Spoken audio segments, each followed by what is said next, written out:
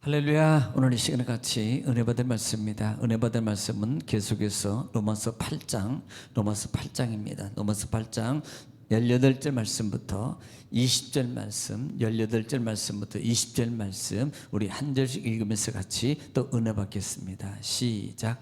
생각하건대 현재의 고난은 장차 우리에게 나타날 영광과 비교할 수 없도다. 피조물이 고대하는 바는 하나님의 아들들이 나타나는 것이니 피조물이 허무한데 굴복하는 것은 자기 뜻이 아니요 오직 굴복하게 하시는 이로 말미암음이라. 아멘. 사랑의 아버지 감사합니다. 간밤도 주님 은혜 가운데 저희들을 주 안에서 쉬게 하시고 또한 날을 저에게 허락하시사 이 새벽에도 주님을 찬양하며 하나님의 말씀에 떡 만나를 이 시간도 받기를 원합니다. 말씀은 하나님이시고 또 예수님이시며 성령님이시고 길이요 진리요 능력이요 또 응답이요 지혜요 치유요 축복이오니 이 시간도 말씀의 권세와 또 생명의 큰 역사를 말씀을 통해서 이 시간도 저희들에게 이루어 주신다 하시니 감사하며 예수님의 이름으로 기도 올려옵나이다. 아멘. 할렐루야. 오늘 또 하나님은 여전히 말씀을 통해서 오늘 저와 여러분에게 말씀하십니다. 여러분, 그러므로 말씀을 받을 때 받는 우리의 마음의 자세, 또 이 시간의 자세가 중요한데 내가 하나님 앞에서 하나님의 음성을 듣는다는 자세로 사모한 마음을 가지고 경청하고 또 경청하며 그 말씀을 따라 또 따라 순종하면 신명기 28장 1절로 14절의 말씀의 축복입니다. 내가 들어가도 복을 받고 나가도 복을 받고 내 소유가 복이 되며 형통하게 될 것이라는 말씀이 그대로 이루어질 줄 믿습니다. 또 말씀이 증거될 때마다 또 우리가 또 꼭 화답해야 될 말이 있습니다. 그 말은 아멘입니다. 아멘은요, 고린도후서 1장 20절 말씀에 아멘하여 하나님께 영광을 돌리라 그랬습니다. 아멘은 하나님께 영광을 돌리는 겁니다. 또 아멘은요, 우리 마음에 속에 있는 하나님 말씀 믿습니다. 또 그렇게 될 줄 믿습니다 라는 신앙의 고백이고요, 우리의 마음에 소원이 담겨져 있습니다. 그러므로 말씀이 증거되고 또 읽을 때 들을 때 아멘으로 화답해서 그 말씀이 여러분 삶 속에 큰 능력으로 축복으로 이루어지시기를 다시 한번 주의 이름으로 축원합니다. 자, 반복이 능력입니다. 자, 우리는 지금 로마서 8장 말씀을 통해서 같이 은혜를 나누고 있습니다. 우리는 공고한 사람, 이 사망의 몸에서 누가 우리가 해방받을 수 있는 길이 있는데 그 길은 오직 성령의 법만이 밖에 없다라고 지금 선언했다 이 말입니다. 그러므로 그리스도 안에 있는 자는 결코 정죄함이 없다는 말을 지금 바울은 강력하게 선포하는 거예요. 그러면서 이렇게 말합니다. 너희가 육신대로 살지 말아라. 육신에게 져서 육신의 대로 살지 말고 그 다음에 영의 인도함을 받고 살아가는 생명의 삶을 살아가라라고 말씀하고 있다 이 말입니다. 그러면서 바울은 우리가 빚진 자다라고 표현해요. 이미 바울은 로마서 1장 부분을 통해서 자기 자신이 헬라인이나 그 다음에 또 무명한 자나 또 미개한 자나 그 다음에 이런 모든 자들에게 자신이 빚진 자라고 선언했어요. 왜냐하면 자기가 그렇게 모르고 율법 가운데 매여서 그렇게 했던 그것들이 불우한 일인 것을 알게 되고 그 다음에 예수 그리스도의 십자가 구속의 은혜를 통해서 나 같은 사람도 하나님의 자녀가 된다는 그 은혜의 감사함으로 자기는 늘 빚진 자의 삶을 산다라고 표현하고 있다 이 말입니다. 이 말은 빚진 자라는 말은 늘 그 은혜의 값입니다. 그리고 또 은혜의 값을 가지고 그래 나는 빚졌어, 그리고 나는 은혜의 빚진 자, 은혜의 빚을 입어서 그 다음에 이렇게 이것으로만 있는 게 아니고요, 그 은혜의 빚을 갚기 위해서 내가 어떻게 하나님에 대해서 말씀에 대해서 받는 자세, 그리고 그 받은 말씀을 가르침을 받은 말씀을 내가 삶 속에서 어떻게 그 다음에 실행하고 또 실천하고 그렇게 하기 위해서 노력하고 기도하고 하는 삶의 그 모습을 말하는 것, 이것이 빚진 자의 삶이라 이 말입니다. 단순히 그냥 은혜만 받 나는 구원의 은혜를 받아서 이렇게만 알고 있는 그런 삶이 아니라 이 말이에요. 그것을 실제적으로 바울은 이런 사람의 삶을 뭐라고 표현하냐면 이런 사람이 그리스도 안에 있는 사람이다 라고 말씀하고 있다 이 말입니다. 말씀을 따라서 순종하고 함께 살아가는 삶, 이 사람이 그리스도 안에 있는 사람이에요. 가령 예를 들어서 한 가정의 구성원입니다. 그런데 자녀가 정말 가정의 구성원임에도 불구하고 늘 자기 마음대로 자기 생각대로 늘 사고나 치고요, 늘 자기 마음대로 치고요, 뭘 반기나 들어두고 그 다음에 이렇게 산다면요, 가족의 한 구성원임에도 불구하고 심지어 그 자녀는 어떤 삶이에요? 가족 밖에 사는 삶이라 이 말입니다. 가족 안에 사는 삶은 결국은 뭐라고 표현해요? 하나님을 기쁘시게 한다 이 말이에요. 가족 밖에 사는 사람은 하나님을 기쁘시게 안 한다 이 말입니다. 자기만 기쁘게 여기는 거예요.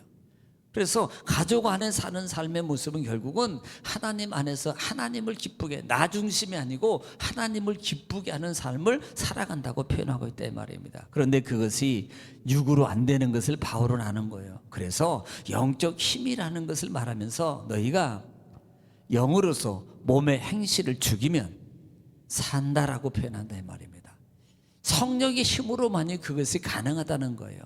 그래서 우리가 늘 간구하는 게 하나님 도와주세요. 성령이 인도해 주세요. 그리고 내가 성령이 그 말씀을 따라서 가기를 원합니다. 그러니 성령께서 우리를 주도해 주세요 라고 말하는 거죠. 그러면 결국은 이것이 없는 성령을 우리에게 달라고 말하는 게 아니라 이 말이에요. 이미 우리 안에 성령께서 내주한다 이 말. 새 생명의 성령의 법이, 생명의 성령의 법이 이미 우리 안에 내주한 거예요. 이미 예수 그리스도를 십자가로 구속으로 우리가 구원받은 하나님의 자녀가 되었다면 그 영이 이미 너희 안에 있다. 그러므로 영이 너희 안에 없으면 이것을 이렇게 표현합니다. 너희는 그리스도의 사람이 아니야. 그러면 우리는 그리스도의 사람이에요. 그렇다면 우리 안에 뭐가 있는 거예요? 하나님의 영이 거한다 이 말입니다. 그러므로 영이 거한다는 말은 내가 그 영적 삶의 영적의 음성을 듣고 우리가 그 영적의 음성을 따라서 움직이고 순종해 가면 누가 도와줘요? 성령님이 도와주는 거예요. 그래서 생각이라는 말을 쓰고 있다 이 말이에요. 너희가 무엇을 육에 생각하느냐 영을 생각하느냐 결과는 다르다 이 말입니다. 육을 생각하면 육에 팔린 자가 되어서 육에 끌려갈 것이고, 영을 생각하는 사람은 성령의 도우심을 받아서 생명으로, 평안으로, 여러분 생명으로 그곳에 열매를 맺게 돼 있다 이 말입니다. 그럼 우리가 영적의 인도함을 받으면 자동적입니다. 영의 열매를 맺게 돼 있어요. 우리가 이미 우리가 아는 것처럼 갈라디아서 5장 16절 말씀에 이어서 성령을 쫓아 행하라 22절에 성령의 열매가 9가지 열매를 말하지 않냐 이 말입니다. 그래서 우리가 우리에게 하나님께서 우리에게 주신 영으로 인도함을 받아라. 그럴 때 결국은 결과를 얻어지는 축복이 있는데 그게 뭐라 그랬어요? 양자의 영이라 그랬습니다. 양자의 영이요. 다시 말하면 상속자라 이 말입니다. 하나님의 상속자, 그리스도의 상속자, 그 다음에 그 상속자가 된다 이 말이에요. 그 상속은 단순한 상속이 아니라 이 말입니다. 결국은 하나님의 영원한 나라의 것이고, 우리가 보통적으로 법적으로도 상속자면 뭐예요? 아버지께 부모의 모든 것을 가질 권한이 있습니다. 받을 권한이 있다 이 말이에요. 이것은 누구에게도 받을 수 없는 권한이라, 이것을 쉽게 표현하면 누릴 권한이에요. 영원한 천국에 누릴 권한, 이 땅에 하나님이 주신 모든 하나님의 축복의 권을 누릴 권한이 우리에게 부어져 있다 이 말입니다. 그러므로 성령을 쫓아, 성령을 생각하고 성령을 쫓아 육신을 이기고 따라가므로 이 상속의 축복을 받아 누리고 살아가라 이 말입니다. 자, 그래서 이것을 아바 아버지라 부른다라고 말씀했다 이 말입니다. 자, 오늘은 18절 말씀부터 생각하건대 현재의 고난은 장차 우리에게 나타날 영광과 비교할 수 없도다 그랬어요. 이미 17절에서 그렇게 상속자가 되어서 상속도 받을 고난도 있지만 또 하나 해야 될 것이 있는데 그것이 뭐냐 그랬어요? 고난도 함께 받아야 된다. 이 고난은 십자가 지는 거 이런 그런 고난이 아니라, 이것은 물론 십자가 지는 고난도 맞습니다만은 포괄적인 거예요. 그러니까 신앙의 삶을 살아가기 위해서 신앙의 삶을 지키기, 내 신앙의 진정한 삶을 지키기 위한 그와 같은 몸부림입니다. 이것을 고난이라고 표현하는 거예요. 그래서 찬송하고 기도하고 말씀하고 더하고 이런 신앙의 삶을 가는 거, 이런 고난을 말하고 있다라는 말씀인 것입니다.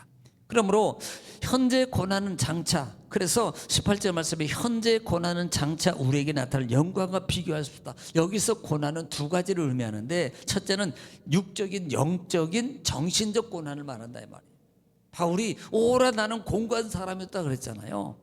이것이 정신적 고난입니다. 갈등을 말하는 거예요. 영적인 사람으로서 갈등이 없으면요, 이것은 영적인 사람이 아닙니다. 영적인 사람은 늘 갈등 가운데 있어요. 왜? 사단이 우리를 막기 때문에, 미혹하기 때문에. 그래서 이걸 해야 되나 저러고 해야 되나 하고 이렇게 해야 되는데, 그래도 이런 갈등들이 늘 우리 속에 존재하고 있다는 거예요. 또 하나는 당시 교회에 대한 그 로마 정부와 유대인들의 계속되는 그 박해입니다. 당시에 그러니까 로마 정부뿐만 아니라 유대인들의 계속되는 그런 박해들이 얼마나 많았자 이 말입니다. 그런 고난이에요. 그것을 말한다. 현재의 고난은 바로 그것을 말한다 이 말입니다. 그런데 장차 우리에게 나타날 영광과 비교할 수 없다. 여러분, 장차 나타날 영광이 뭐예요? 우리가 아는 것처럼, 생각하는 것처럼 땅의 것은 일시적입니다. 땅의 것은 일시적인 거예요. 유한하다 이 말입니다. 그런데 장차 나타날 영광은 하나님의 자녀를 누리게 될 그 영원한 축복입니다. 영광의 축복을 전제적으로 하고 있는 거예요. 하나님과 영원한 나라에서 삶, 행복하고 기쁨으로 눈물도 없고 근심도 없고 있는 그와 같은 영원한 축복을 그 영광의 부활체로서 누릴 그 영광과 비교할 수가 없는 거예요. 비교할 수가. 19절입니다. 피조물이 고대하는 바는 하나님의 아들이 나타난 것이니. 자, 그러면서 바울은요, 지금 심지어는 이것까지 표현합니다. 피조물이 고대하는 것이라고 표현하면서 뭘 고대해요? 하나님이 나타나는 것. 우리가 계시록에도 아멘 주 예수의 오시옵소서 마라나타 그러잖아요.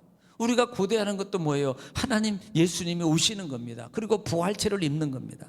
그런데 이것이 피조물이라고 표현하는데, 이 피조물에 대해서는 여러 가지 견해가, 4가지 견해가 있어요. 학자들마다. 첫째는 천사까지 포함한 모든 창조물일 것이다.